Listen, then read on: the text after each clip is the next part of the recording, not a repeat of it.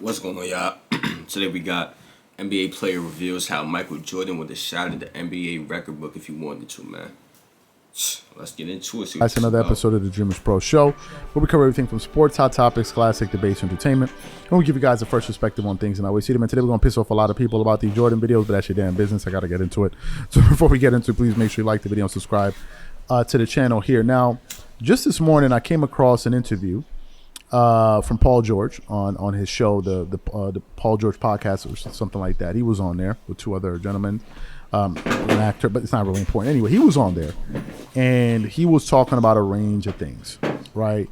And I think what made this particular podcast so entertaining was that the questions that they were asking Paul George on the podcast with Paul George, they were so basketball centric, and you can tell that the gentlemen who hosted this show were guys that really watch basketball, but also pay attention to some of the debates that go on in the NBA world based on some of the questions that they were asking. I think they did a very good job of asking Paul George some of these questions here. But then it got to a point in the interview where they asked him to define who's the GOAT, or who's the GOAT in his opinion. Right?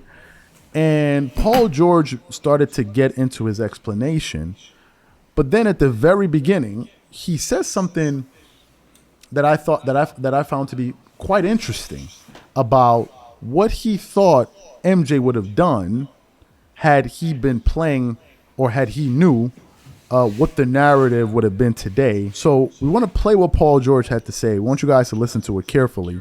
And then we're going to come back and react to his comments. Take a listen to what Paul George had to say here, and we'll react to that. So shout out Bron, man. Is he the GOAT? I don't like this discussion because obviously if MJ was playing and MJ was like, MJ's so competitive, like, all right, I'm going to go as long as Bron goes. Like, right. If MJ knew what was to come after him. You think he would have? I think, yeah, absolutely. MJ took, you know what I mean? Took years off, came back, took years off. Like, if MJ knew that there was this LeBron specimen coming, like he definitely would have been like, all right, I ain't taking no years off. Like, we gonna keep elevating this. So it's hard to give that debate on like the GOAT. And I hate that people compare the two. Yeah, he's the GOAT of I think this generation. You got to give him that with what he's doing and what he's done. But all time, like, it's just like, I don't ever want to like just say one is over the other, because to be honest, like, MJ wasn't asked to do what LeBron is asked to do. Like, different game, different styles, different positions. LeBron's not asked to do what Jordan does. You know what I mean? So it's hard to debate the two and say who is the GOAT. What actually makes you a GOAT is what I really want to know. What is that? And people don't define that. People don't define that. They want to do stats. They want to, but it's deeper than stats to you would me. say championship. There's so many things. There's so many variables. Say, like, what is actually a GOAT? Right. Because you think championships, you think Bill Russell. Real talk. You know what I mean? He got what, 11, right? He got 11.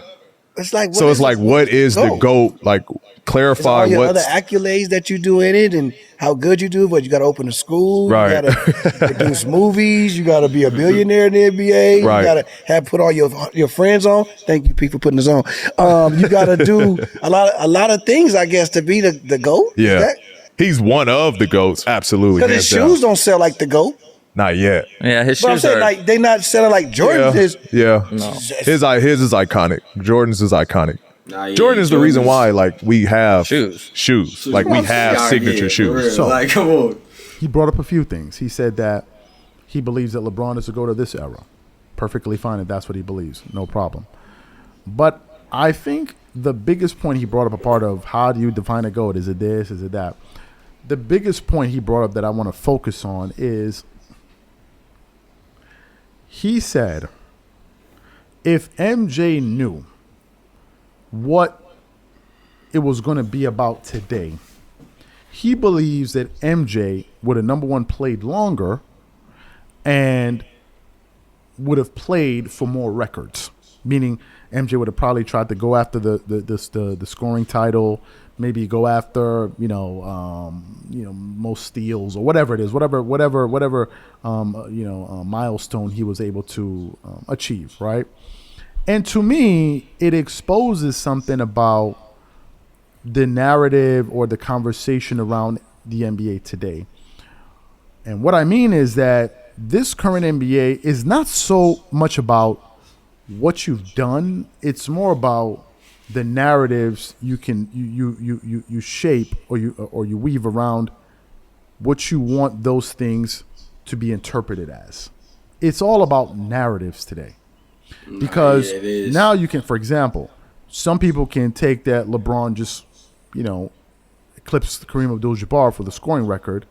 And some people can then say, because he's done this, this should now make him the GOAT, right? Because of that particular thing that happened. He was chasing that thing, so now we can use this as a narrative. Or another person can say, this person has X amount of regular season MVPs, or this person can say this person can say. I think if Jordan understood that this is where the sports world would be right now in the present day, he would have probably done things a little bit differently. Because to me, I think his main goal coming to the NBA was to win championships and to basically beat everybody.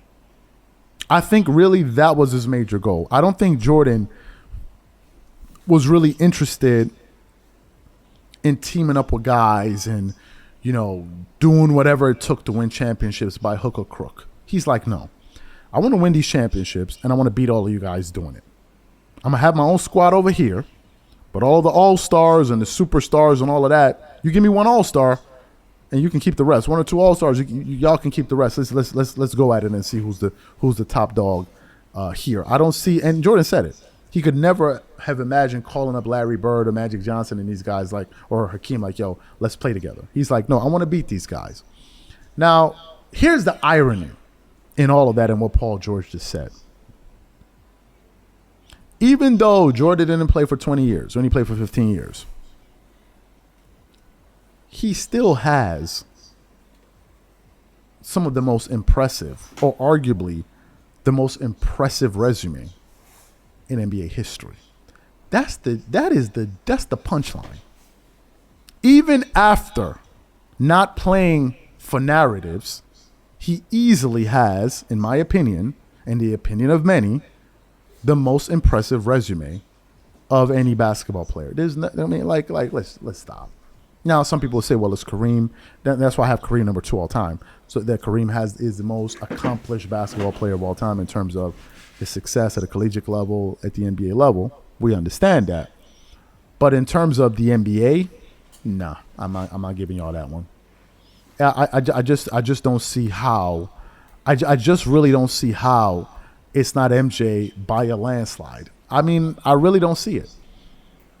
Who here, what player can you bring up that his team in an 8-year window lost no more than 3 games? Who you got?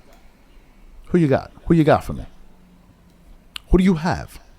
If that is not, I think you meant to say no more than 3 games in a row. The definition.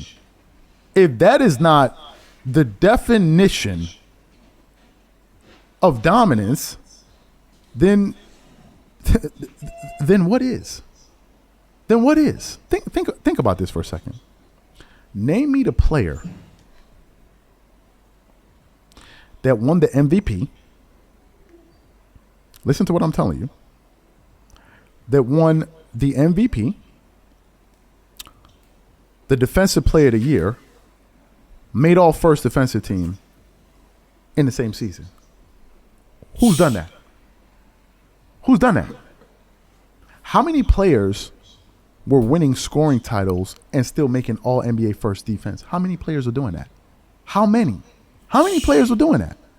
How many players can walk around and say, you know what? In the championship games, I'm undefeated. Now, of course, you're going to have some bozos in the background and say, well, what about all the other rounds of the playoffs? And to that I say, well, what about all the other rounds in the playoffs?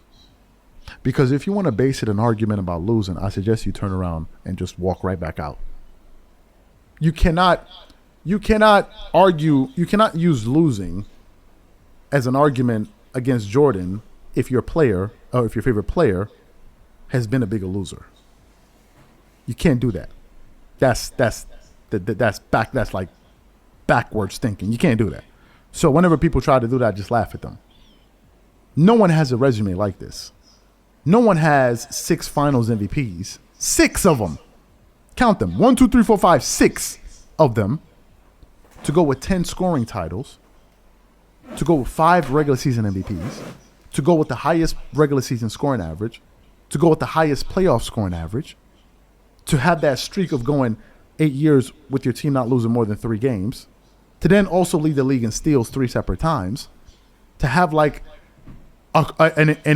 more 40-point games than LeBron and maybe Stephen Curry combined. Like who do you like? So when you put all of those things together, and of course his impact on the game, the way he took it to an international level, the way to the point where there's been. You see, the joke is there's been no player since Michael Jordan that has made people care more about basketball than MJ.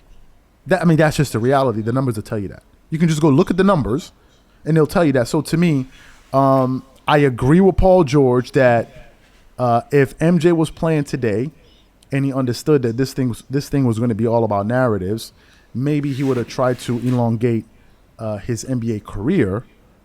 But even with him not knowing that, he still ended up being the GOAT. Like, again, if you're not bringing me Kareem, you're wasting my time. And I think you're wasting everybody's time. And this is just my personal view. Some people say will, some people say others. This is just my personal view. So what I want to know from you guys is, what do you think about what Paul George had to say? That's the end of this one, y'all. Y'all think, I don't know. Y'all think Michael Jordan, if he knew what was going on, he would have played a little longer and played for records and things like that. And I don't think so, y'all. I don't think Mike's that type of guy. I feel like he would just play for more chips, just try to win 8 or something, or 7 or 9, 8, 9, something like that, That'd have been different though. Let me know what y'all think in the comments. If you enjoyed, make sure you share the video, subscribe, click on the last reaction right here on your screen right now. And I'm out of here, man.